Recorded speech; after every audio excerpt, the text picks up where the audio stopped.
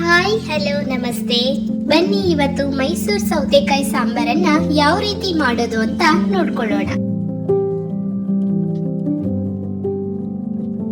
ಒಂದು ಮೀಡಿಯಂ ಗಾತ್ರದ ಮೈಸೂರು ಸೌತೆಕಾಯಿಯನ್ನು ತೆಗೆದುಕೊಂಡು 2 ಭಾಗಗಳನ್ನಾಗಿ ಮಾಡಿ, ಮಧ್ಯದಲ್ಲಿ ಇರುವಂತಹ ಬೀಜಗಳನ್ನು ತೆಗೆದು ಸಣ್ಣ ಪೀಸುಗಳನ್ನಾಗಿ ಮಾಡಿ, ಕುಕ್ಕರ್ನಲ್ಲಿ ಸೌತೆಕಾಯಿಯನ್ನು ಹಾಕಿ 1 ಲೋಟ ನೀರನ್ನು ಸೇರಿಸಿ,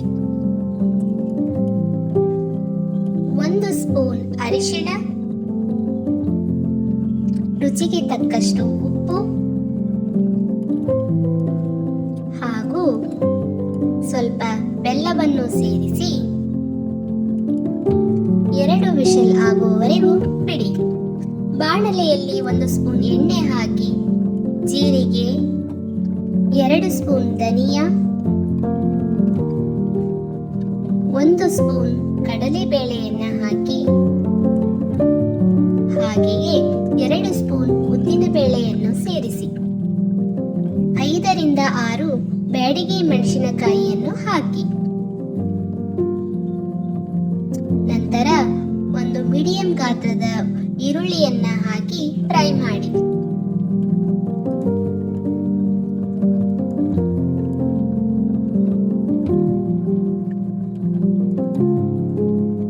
ಈರುಳ್ಳಿ ಫ್ರೈ ಆದ ನಂತರ 1 ದೊಡ್ಡ ಗಾತ್ರದ ಟೊಮೊಟೊವನ್ನು ಹಾಕಿ ಫ್ರೈ ಮಾಡಿ.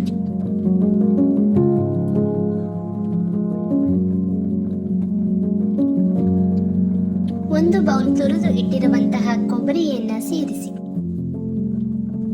ಚೆನ್ನಾಗಿ ಫ್ರೈ ಮಾಡಿಕೊಳ್ಳಿ.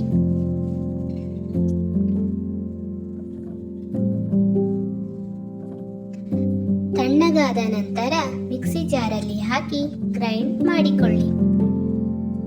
ಒಂದು ಪಾತ್ರೆಯಲ್ಲಿ ಎಣ್ಣೆ, ಜೀರಿಗೆ, ಕರಿಬೇವನ್ನ ಹಾಕಿ ಗ್ರೈಂಡ್ ಮಾಡಿದಂತಹ ಮಸಾಲೆಯನ್ನು ಹಾಕಿ ಕುಕ್ಕರಲ್ಲಿ ಬೇಯಿಸಿದಂತಹ ಸೌತೆಕಾಯಿಯನ್ನು ಹಾಕಿ ಮಿಕ್ಸ್ ಮಾಡಿಕೊಳ್ಳಿ.